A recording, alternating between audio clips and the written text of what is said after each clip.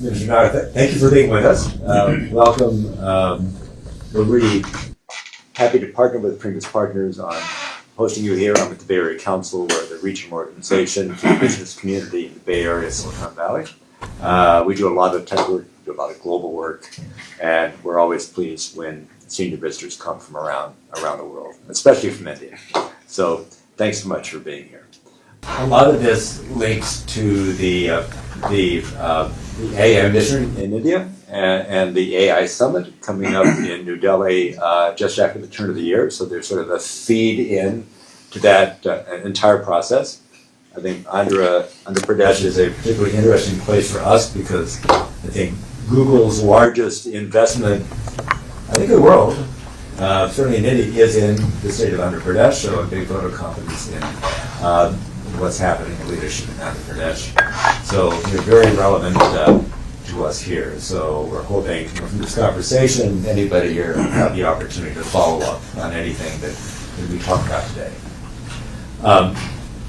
I think we're a pretty intimate group. We can maybe just introduce ourselves briefly, and then we'd love to hear from you. Well, I'm Vish Mishra. I've been in Delhi for 48 years, in America for 58 years. So I went to school in BHU, and age 22 graduated, and immediately came to America. So never lived or worked a single day in my life in India, but I was kept in touch with India. So a technology professional turned technology entrepreneur turned technology venture capitalist.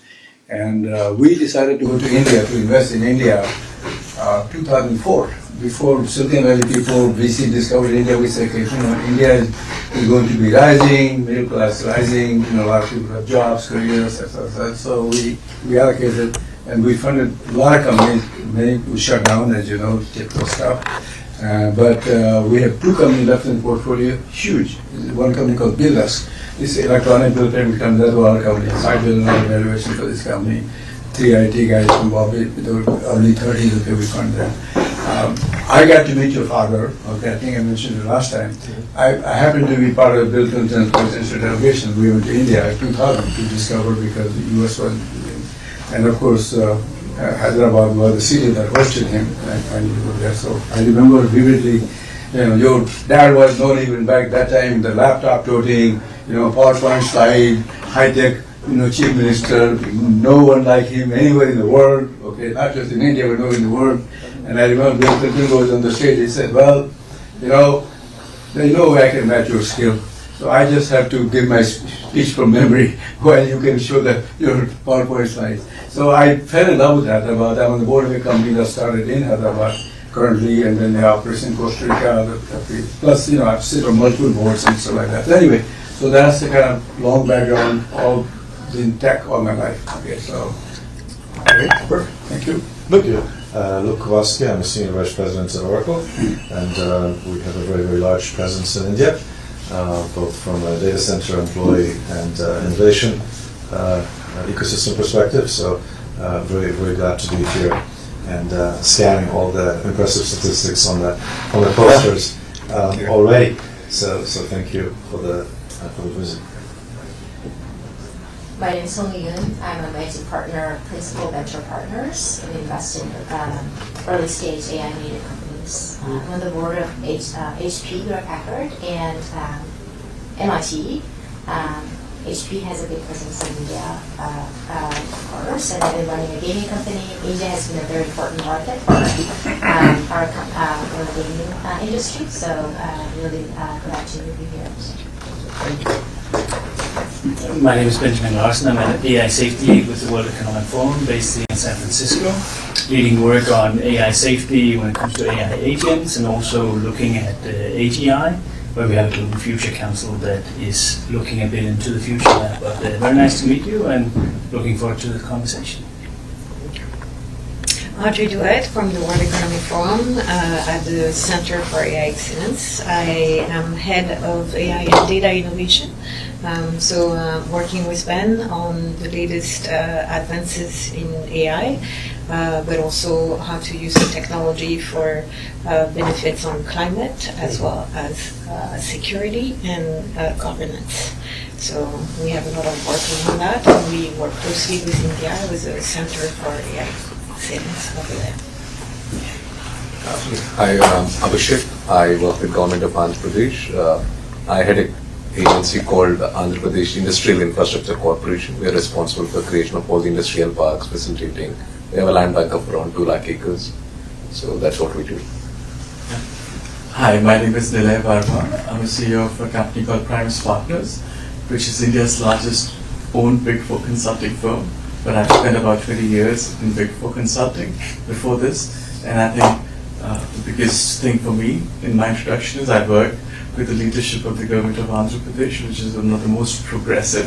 So when you spoke about at that particular point of time, things haven't changed. He's still the chief minister who people look up to, and I guess now he also is supported very well by our honorable minister. And I think Google's expansion in India was really an example of how the new leadership is driving growth in our state. And we're really looking forward for today's conversation because the honorable minister has always said we need to learn how it's not about just data centers, but how the ecosystem is to be developed. And really looking forward to your inputs and thoughts. So I'm Lokesh Nara. I'm the Minister for Human Resource Development, IT Electronics, Real-Time Governance. So it's three ministries under me. A little bit of my background, I did my bachelor's at Carnegie Mellon, worked at the World Bank for 2 years, again in e-governance. No surprises there, and then 2 years at Stanford MBA. I went back to the family business for about 5 years, till my wife, who's also Stanford MBA, decided to come back and kick me out of the business. Ended up in politics. I've been a full-time politician now for almost 13 years. So, Andhra Pradesh, the state that I represent, is one of the youngest states in India. We are about $180 billion economy, aspiring to be a $2.4 trillion economy. That means we need to grow at a CAGR of 15% year on year. And the way we've approached this growth is a clusterization.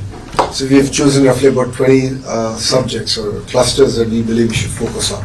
Automotive, renewable energy, electronics, compressed biogas, ports, aqua, all the way up to, of course, AI, data city, and the whole ecosystem. But what excites me in these clusters is the vertical and horizontal integration. So how do I capture the entire value of the ecosystem? So an example would be is, let's take a mobile phone, right? What are all the components that go into a mobile phone? And now those components is what I call are the verticals, and who are all the guys who make them? How do we put this together? The horizontal is again my education portfolio. Education, skilling, testing, and certification. So this is the approach that we've taken as a state. So to give you a few numbers out, 9% of Kia's global manufacturing comes out of my state. About 50% of India's air conditioning is made in my state. And with the 3 new deals done, we'll be at 70% in about 24 months. Renewable energy, we are among the top 5 in the country. So now we want to be either 1, if not 2, in the sectors that we operate in. So this is in automotive, drones, space. We're doing this in electronics manufacturing. We're doing this in medical devices, pharma, chemical, IT, of course, IT services, the entire data city. So that's been a very regimented approach in the way we believe that clusters have to be built out, and that's what makes, again, Andhra Pradesh very unique. The other thing is 3 clear reasons why Andhra Pradesh is, with all humility, able to do it better than my peers. One is we have a leadership which is proven. Mr. Naidu is a proven track record. This is his 4th term, but backed by a very young team. 50% of our legislatures are first-timers. 17 out of the 25 ministers are first-timers. So I'm a second-time minister, so I'm actually one of the more senior ones in this cabinet. So that gives you an understanding of the passion and energy that we bring to the table. The second reason is speed of doing business. So what other states cannot deliver and what we deliver is speed, and on a consistent basis. So we track each and every MOU that we do. There's a proper rigorous process around it. Abhishek and his colleague Saikan both had that initiative. Everything is tracked, ensure that the ground there, it's a smooth journey together. Investments over a certain number, get a WhatsApp group, and I'm on the group and I follow up on things. So I'm on close to now 30 groups, and we have a mechanism to follow. And there are a lot of Indian business houses which are diversified. They invest across sectors. So actually I have a briefing document which gets updated on a weekly basis that I send to the promoter of those companies saying, here's the update on your projects, including the Tatas, Adanis, Ambanis of the world, right? That's the way we work. So we bring in tremendous amount of professionalism. Just to give you a few numbers, 16 months from the day I had the first Zoom call with Aditya Mittal, we're going to break ground on India's largest steel plant. 16 months. We finished environmental clearances, the hearings are done, land is being given, R&R is happening. Next month, January, we will break ground. So that's 16 months. The conversation with Google is about 13 months. Because and I agreed 12 months, we took a month more. 13 months done, we announced it. We're going to break ground around March next year after the budget is done. So Cognizant is doing one of the largest centers in my state. Conversation with Ravi happened in Jan at Davos, and we're breaking ground on 12th of this month. So pace at which we are able to get things done that India has not seen, and that positions ourselves quite well. The third reason is what I call double engine bullet train. In India we have this term called double engine sarkar, that is double engine government. It's the same party at the federal level and at the state level. It brings in greater alignment. We're Democrats at the president, and the governor has greater alignment or vice versa. Trump would like it vice versa. So we have that. But what we have is, though we are a regional political establishment, we play a very important role in the federal dispensation. And Mr. Naidu is known to positively influence policy in the interest, of course, of the nation, and the state gets a first mover advantage. Case in point, ArcelorMittal project. Case in point, what we have done with Google. And Mr. Naidu is known for it. This is his fourth term. He's done this dozens of times in his first 3 terms. So that's why we are very unique, well positioned, and that's why you hear about us a lot more in the last 18 months than any other state in India. So yeah, we are really excited. And coming to AI, and why we are here, right? So for us, we believe that the investment of Google is just the beginning. I believe it's a catalyst. Today we spent almost 2 hours with the leadership team of Google to look at how can we now leverage upon it. Of course, I want to create more jobs. How do I look at the manufacturing, the build out? You will have to replace all the servers. There's the end of life. How do you do manufacturing? So all that is my vertical bit. But a horizontal bit is how do I prepare my workforce? So how do I embrace AI? There's no point of resisting it. Change is inevitable. So how do I revamp my curriculum? How do I create cutting edge research happening? This is the kind of approach that we're taking. And my chief minister has this vision of one family, one AI.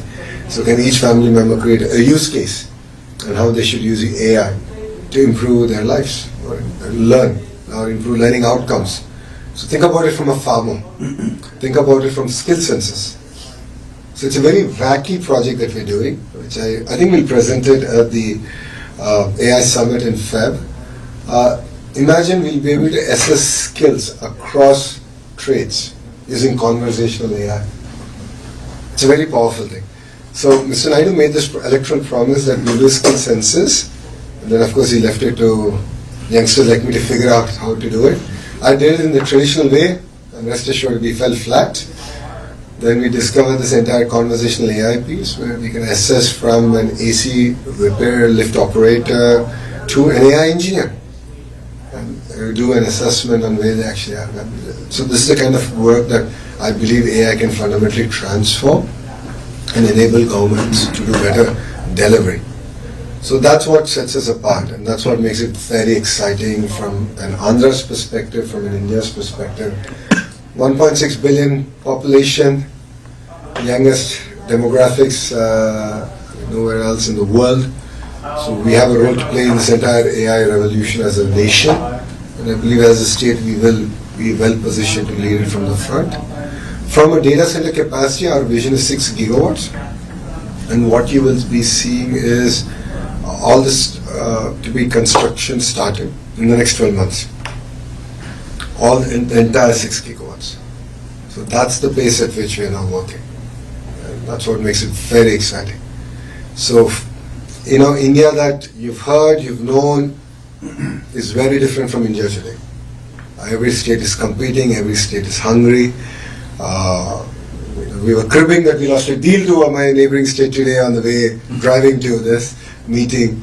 So that we bring a lot of passion and competitive spirit, and I believe that it's a new India. And under the leadership of our Prime Minister, right, in his third term, I think we are in that cusp of amazing transformation. Thank you.